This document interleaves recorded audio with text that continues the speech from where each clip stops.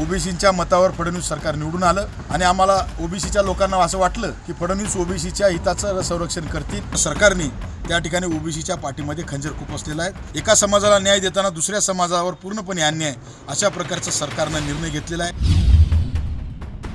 सरकारला येणाऱ्या काळात याची किंमत मोजावी लागेल। आम्हाला धक्का दिला नाही म्हणता, पण तुम्ही आम्हाला धक्का दिला, आता ओबीसी सरकारला धक्का देणार। आज हातगावमधील प्रमुख ओबीसीच्या सर्व पदाधिकाऱ्यांची बैठक झाली। सर्व विविध समाज घटकातून सगळे ओबीसीच्या प्रतिनिधी त्या ठिकाणी आलेले होते आणि ह्या बैठकीमध्ये आमचा पूर्ण व्यापक असा निर्णय झालेला आहे। हातगावमध्ये आम्ही अगदी तालुका सर्कल वाईज ओबीसीच्या समन्वय समिती अगदी गाव पातळी पण बनवणार आहोत। त्याचबरोबर उद्या जे 17 तारखेला पालकमंत्र्यांना नांदेडच्या आम्ही जे घेराव घालणार आहोत त्यासाठी सुद्धा हातगावमधून त्या ठिकाणी आमचे सर्व बांधव तिथे येणार आहेत नांदेडला। त्याचबरोबर आमचा कळमनुरला सुद्धा मोर्चा आहे, तिथं सुद्धा सगळे बांधव जाण्याच्या संदर्भात सगळा तोही निर्णय झाला। आणि आम्हाला या ठिकाणी एकच म्हणायचं आपल्या माध्यमातून की या जे आघाडी फडणवीस सरकारने आम्हाला फार मोठा फसवणूक केली आहे। ओबीसीच्या मतावर फडणवीस सरकार निवडून आलं आणि आम्हाला ओबीसीच्या लोकांना असं वाटलं की फडणवीस ओबीसीच्या हिताचं संरक्षण करतील, पण त्या ठिकाणी ओबीसीच्या जीवावर निवडून आलेल्या फडणवीस, एकनाथ शिंदे, अजित पवार सरकारने त्या ठिकाणी ओबीसीच्या पाठीमध्ये खंजीर खुपसलेला आहे। त्या ठिकाणी सरसकट आरक्षण त्या ठिकाणी त्यांनी मराठा समाजाला दिलेलं आहे।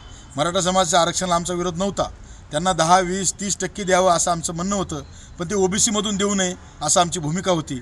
पण त्यांनी ओबीसीमधून सुद्धा दिलं आणि बाकी त्यांना इकडलं सुद्धा बाकी EWS असेल, ACBC असेल तेही दिलं।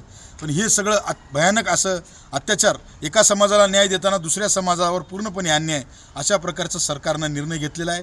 आम्ही ह्या सरकारच्या निर्णयाच्या विरोधात आहोत। सरकारला येणाऱ्या काळात याची किंमत मोजावी लागेल। पूर्ण ओबीसी ताकदीनिशी सरकारला ह्या निर्णयाच्या विरोधात आहेत, त्या GRच्या विरोधात आहेत, 58 लाख सर्टिफिकेट ओबीसीमध्ये घुसवण्याच्या विरोधात आहेत। म्हणून ताकदीनिशी येणाऱ्या काळामध्ये प्रत्येक तालुक्यामध्ये नांदेड जिल्ह्याच्या प्रचंड भव्य मोर्चा होणार आहे। त्याचबरोबर नांदेडला सुद्धा 5 लाख ओबीसी बांधवांचा मोर्चा त्या ठिकाणी होणार आहे। म्हणून येणाऱ्या काळामध्ये सरकारने आता तुम्ही आम्हाला धक्का दिला नाही म्हणता, पण तुम्ही आम्हाला धक्का दिला, आता ओबीसी सरकारला धक्का देणार। आज हातगावमधील प्रमुख ओबीसीच्या सर्व पदाधिकाऱ्यांची बैठक झाली। सर्व विविध समाज घटकातून सगळे ओबीसीच्या प्रतिनिधी त्या ठिकाणी आलेले होते आणि ह्या बैठकीमध्ये आमचा पूर्ण व्यापक असा निर्णय झालेला आहे। हातगावमध्ये आम्ही अगदी तालुका सर्कल वाईज ओबीसीच्या समन्वय समिती अगदी गाव पातळी पण बनवणार आहोत। त्याचबरोबर उद्या जे 17 तारखेला पालकमंत्र्यांना नांदेडच्या आम्ही जे घेराव घालणार आहोत त्यासाठी सुद्धा हातगावमधून त्या ठिकाणी आमचे सर्व बांधव तिथे येणार आहेत नांदेडला। त्याचबरोबर आमचा कळमनुरला सुद्धा मोर्चा आहे, तिथं सुद्धा सगळे बांधव जाण्याच्या संदर्भात सगळा तोही निर्णय झाला। आणि आम्हाला या ठिकाणी एकच म्हणायचं आपल्या माध्यमातून की या जे आघाडी फडणवीस सरकारने आम्हाला फार मोठा फसवणूक केली आहे। ओबीसीच्या मतावर फडणवीस सरकार निवडून आलं आणि आम्हाला ओबीसीच्या लोकांना असं वाटलं की फडणवीस ओबीसीच्या हिताचं संरक्षण करतील, पण त्या ठिकाणी ओबीसीच्या जीवावर निवडून आलेल्या फडणवीस, एकनाथ शिंदे, अजित पवार सरकारने त्या ठिकाणी ओबीसीच्या पाठीमध्ये खंजीर खुपसलेला आहे। त्या ठिकाणी सरसकट आरक्षण त्या ठिकाणी त्यांनी मराठा समाजाला दिलेलं आहे। मराठा समाजाच्या आरक्षणाला आमचा विरोध नव्हता, त्यांना 10, 20, 30% द्यावं असं आमचं म्हणणं होतं, पण ते ओबीसीमधून देऊ नये असं आमची भूमिका होती। पण त्यांनी ओबीसीमधून सुद्धा दिलं आणि बाकी त्यांना इकडलं सुद्धा बाकी EWS असेल, ACBC असेल तेही दिलं। पण हे सगळं भयानक असं अत्याचार, एका समाजाला न्याय देताना दुसऱ्या समाजावर पूर्णपणे अन्याय अशा प्रकारचा सरकारने निर्णय घेतलेला आहे। आम्ही ह्या सरकारच्या निर्णयाच्या विरोधात आहोत। सरकारला येणाऱ्या काळात याची किंमत मोजावी लागेल।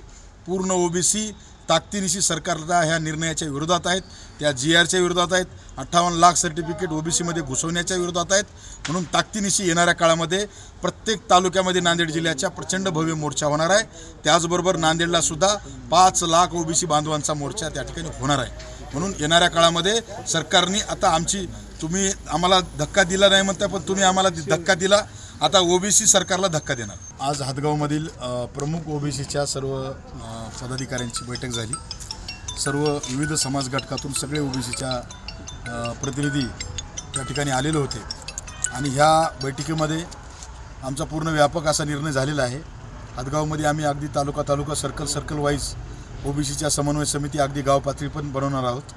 त्याचबरोबर उद्या जे 17 तारखेला पालकमंत्र्यांना नांदेडच्या आम्ही जे घेराव घालणार आहोत त्यासाठी सुद्धा हातगावमधून त्या ठिकाणी आमचे सर्व बांधव तिथे येणार आहेत नांदेडला। त्याचबरोबर आमचा कळमनुरला सुद्धा मोर्चा आहे, तिथं सुद्धा सगळे बांधव जाण्याच्या संदर्भात सगळा तोही निर्णय झाला। आणि आम्हाला या ठिकाणी एकच म्हणायचं आपल्या माध्यमातून की या जे आघाडी फडणवीस सरकारने आम्हाला फार मोठा फसवणूक केली आहे ओबीसींच्या मतावर फडणवीस सरकार निवडून आलं आणि आम्हाला ओबीसीच्या लोकांना असं वाटलं की फडणवीस ओबीसीच्या हिताचं संरक्षण करतील, पण त्या ठिकाणी ओबीसीच्या जीवावर निवडून आलेल्या फडणवीस, एकनाथ शिंदे, अजित पवार सरकारने त्या ठिकाणी ओबीसीच्या पाठीमध्ये खंजीर खुपसलेला आहे। त्या ठिकाणी सरसकट आरक्षण त्या ठिकाणी त्यांनी मराठा समाजाला दिलेलं आहे। मराठा समाजाच्या आरक्षणाला आमचा विरोध नव्हता, त्यांना 10, 20, 30% द्यावं असं आमचं म्हणणं होतं, पण ते ओबीसीमधून देऊ नये असं आमची भूमिका होती। पण त्यांनी ओबीसीमधून सुद्धा दिलं आणि बाकी त्यांना इकडलं सुद्धा बाकी EWS असेल, ACBC असेल तेही दिलं। पण हे सगळं भयानक असं अत्याचार, एका समाजाला न्याय देताना दुसऱ्या समाजावर पूर्णपणे अन्याय, अशा प्रकारचं सरकारनं निर्णय घेतलेला आहे। आम्ही ह्या सरकारच्या निर्णयाच्या विरोधात आहोत। सरकारला येणाऱ्या काळात ह्याची किंमत मोजावी लागेल। पूर्ण ओबीसी ताकदीनिशी सरकारला ह्या निर्णयाच्या विरोधात आहेत, त्या GRच्या विरोधात आहेत, 58 लाख सर्टिफिकेट ओबीसीमध्ये घुसवण्याच्या विरोधात आहेत। म्हणून ताकदीनिशी येणाऱ्या काळामध्ये प्रत्येक तालुक्यामध्ये नांदेड जिल्ह्याच्या प्रचंड भव्य मोर्चा होणार आहे। त्याचबरोबर नांदेडला सुद्धा 5 लाख ओबीसी बांधवांचा मोर्चा त्या ठिकाणी होणार आहे। म्हणून येणाऱ्या काळामध्ये सरकारने आता तुम्ही आम्हाला धक्का दिला नाही म्हणता, पण तुम्ही आम्हाला धक्का दिला, आता ओबीसी सरकारला धक्का देणार।